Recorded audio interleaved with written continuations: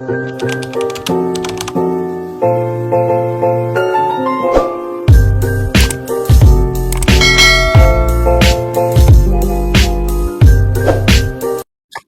वालेकुम, कैसे हैं आप सब। आज जो है मैं आप लोगों के साथ शेयर करने वाली हूँ मोस्ट ट्रेंडिंग डिज़ाइन जो आजकल बहुत ज़्यादा इन है, लेकिन ये है कि मुझे इसको बनाने का पहला मौका मिला था ये।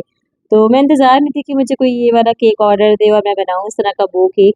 बहुत टाइम की बात बना रही हूँ, अभी बहुत ज़्यादा ट्रेंडिंग तो नहीं है, लेकिन ये है कि अभी भी लोग इसको बनवा रहे हैं।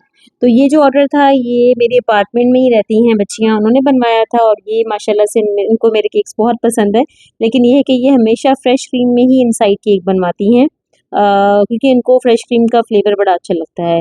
अच्छा, अब मुझे ये बनाना था जी 1 पाउंड का। अब आ जाते हैं हम अपनी उसी डिटेल पे अगेन, जो मैं आपको तकरीबन बहुत सारी वीडियोज़ में बता भी चुकी हूँ कि देखें देखें जब भी 1 पाउंड केक आप लोगों को कोई भी ऑर्डर करता है ना, जब वो फ्लैट होता है तो उसका वेट नहीं बढ़ता, जब उसको हाइटेड बनाना होता है तो उसका ऑटोमेटिकली वेट बढ़ जाता है। Because of layers, because of cream, ganache, chocolate chip, इन सब का वेट होता है। मैं आपको लास्ट में इस केक का वेट दिखाऊँगी कि आप हैरान हो जाएँगे कि कहीं से भी 1 पाउंड का केक नहीं था, बल्कि ये 2 पाउंड से भी ऊपर ही चला गया था। तो उसकी वजह यही होती है कि जब आपकी केक की लेयरिंग ज़्यादा होगी, ऑटोमेटिकली आपका केक जो है वेट में बढ़ जाएगा। ये माइंड में रखा करें। ये क्लाइंट्स इस बात को मैं इन क्लाइंट की बात नहीं कर रही हूँ, ये तो माशाल्लाह से बहुत स्वीट क्लाइंट्स, बहुत प्यारी-प्यारी बच्चियाँ हैं। लेकिन मैं वैसे बता रही हूँ कि लोग इन बातों को नहीं अंडरस्टैंड करते, कि जो है ना वो हाइटेड केक जो है वो ज़्यादा पाउंड्स में बनते हैं और उनका जो वेट है वो काफ़ी हद तक बढ़ जाता है बिकॉज़ ऑफ द लेयर्स, और उसमें लेयर ज़्यादा लगेंगी तो ऑटोमेटिकली ये वेट बढ़ जाएगा। अच्छा, आप लोगों को पता है कि मैं बटर क्रीम केक जब भी बनाती हूँ तो मैं हमेशा जो है वो गनाश नीचे ज़रूर लगाती हूँ चॉकलेट फ्लेवर में। उससे केक का फ्लेवर इतना मज़े का हो जाता है कि बहुत ज़्यादा। और ये मुझे ऊपर से बटर क्रीम ही करना था क्योंकि फ्रेश क्रीम में आप बो को सेटअप नहीं दे सकते। अगर आपका थोड़ा भी केक का बो का जो है ये जो इसकी जो नीचे स्ट्रिप्स होती हैं, अगर थोड़ी-सी भी आपने मूव करनी होंगी तो आपकी क्रीम जो है बिल्कुल बैठ जाती है। बन जाता है केक, मैं ये नहीं कहती बन जाता है, लेकिन वो फिनिशिंग नहीं आती जो हम फिनिशिंग केक की चाह रहे होते हैं। ठीक है, ये वही white chocolate ganache sorry white chocolate butter cream है जो मैंने आप लोगों को सिखा चुकी हूँ। और ये है कि सर्दियों के लिहाज से हम इसका चॉकलेट का जो रेशो है वो आहिस्ता-आहिस्ता थोड़ा-सा कम कर लेते हैं। अभी तो ख़ैर मौसम थोड़ा-सा चेंज हो गया है, काफ़ी बेहतर है तो थोड़ा-सा रेशो कम हो गया है। लेकिन ये है कि सर्दियाँ और गर्मियाँ दोनों में हमें गनाश की तरह बटर क्रीम में भी व्हाइट चॉकलेट का जो रेशो है थोड़ा-सा चेंज करना पड़ रहा होता है। अच्छा जी, कल की जो परसों की जो वीडियो थी मैंने लगाई थी प्राइसिंग के हवाले से, मेरे ख़्याल से आप लोगों को काफ़ी हद तक उस चीज़ का समझ में आ गया होगा।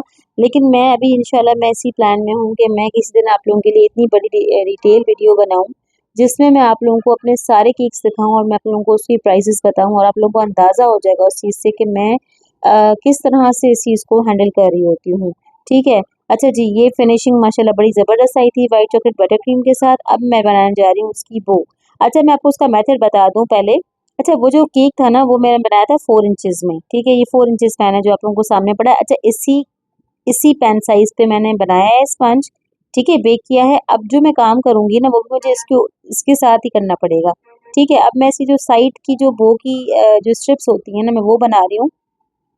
ठीक है ना? आपने इसको केक के ऊपर थोड़ा रख के देखना है कि उसकी लेंथ कितनी रखनी है, ठीक है? तो उस लिहाज से हम उसको कट कर लेंगे। ये बहुत ही सिंपल डिज़ाइन है।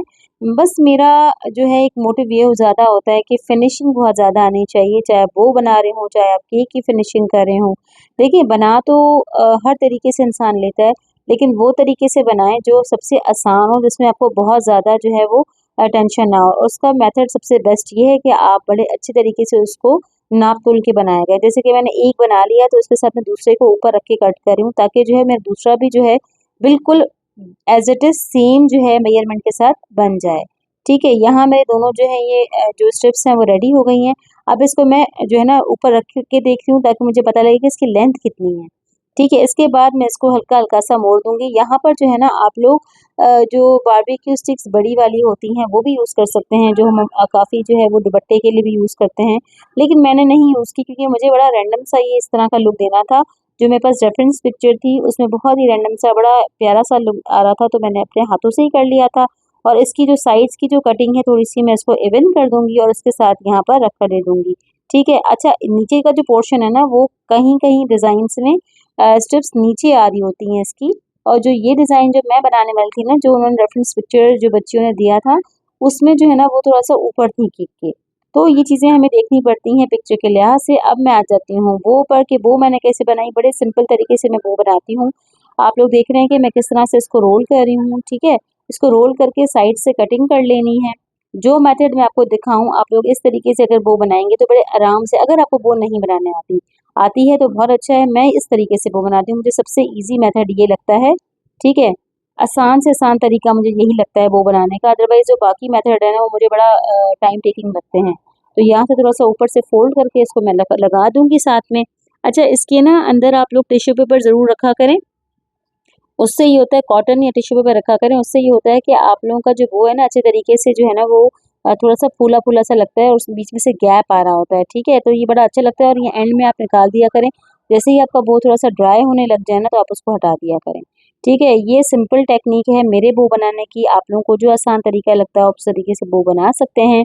और बहुत ही अच्छा बो बन गया था, बहुत ही प्यारा बना था और बिल्कुल मुझे बनाना था असल में एक्यूरेट उसी केक के साइज़ पर, ठीक है? तो अब आप लोगों को मेरे ख़्याल से इस चीज़ की डिटेल तो समझ में आ गई होगी और ये केक था मैंने बनाया था 2500 में, ठीक है? 1 एलबीएस था मेरा, लेकिन ये 1 एलबीएस नहीं था, ये इसका केक का वेट बहुत बढ़ जाता है। मैं बार-बार वीडियोज़ में बताती हूँ कि हमारा बेकरी वाला काम नहीं है, लोग इस चीज़ को अंडरस्टैंड नहीं करते, ठीक है? 2500 it's not a big amount, अगर आप क्वालिटी देखें, क्वांटिटी देखें केक की तो 2500 मैं कहती हूँ कुछ भी नहीं है इस केक के। इस केक के अगर आप लोगों को और चार्जेस देना है तो 3000 का केक जो है ये किसी भी आप अच्छी बेकरी पे जाएँगे जो कस्टमाइज़ बनाते हैं वो 3000 का केक तैयार रखते हैं इस किस्म का, ठीक है? लेकिन हम लोग जो हैं होम बेस्ड जो बेकर्स हैं, हम लोग इतना डिस्प्ले हमारे पास नहीं होता। हम एक जो है वो एक जो केक है बना रहे होते हैं ट्रेंडिंग एक ही दफ़ा, तो ये फ़र्क होता है। लेकिन ये है कि मैं अपने काम से बहुत सैटिस्फाइड होती हूँ, मैं सब होम बेकर्स से बहुत सैटिस्फाइड होती हूँ, माशाल्लाह इतना सब अच्छा काम करती हैं। लेकिन बात वहीं पे आ जाती है कि प्लीज़ किसी की टांग झांक में नहीं रहा करें कि ये बेकर कितने में केक बना रहा है तो मैं इतने में बनाती हूँ। हर किसी का अपना स्टाइल होता है, किसी का अपना हाथ होता है अलग-अलग काम करने का, हर किसी के इंग्रीडिएंट्स अलग होते हैं, ठीक है? मेरे पास बहुत डिफरेंट डिफरेंट जो है ना नाम से लोग आते हैं और पूछते हैं प्राइसेस, लेकिन मैं समझ जाती हूँ कि ये केक बनवाने वाले हैं या बनाने वाले हैं, तो अंदाज़ा हो जाता है। अच्छा, यहाँ पे मुझे बो पे जो है ना वो कुछ पर्ल्स लगाने थे जो कि इतने प्यारे लग रहे थे। आपको बताऊँ कि इस केक पर ना मैंने जो है ना जो स्प्रिंग बाय वॉलेट के वो है ना डस्ट जो हैं स्प्रे, मैंने वो कर दिया था लास्ट में, उससे इस केक का लुक इतना हसीन आया था कि आप लोग लास्ट में देखिएगा कि वो बहुत प्यारी मैंने पिक्चर उसकी ली थी, तो बहुत ज़बरदस्त लग रहा था।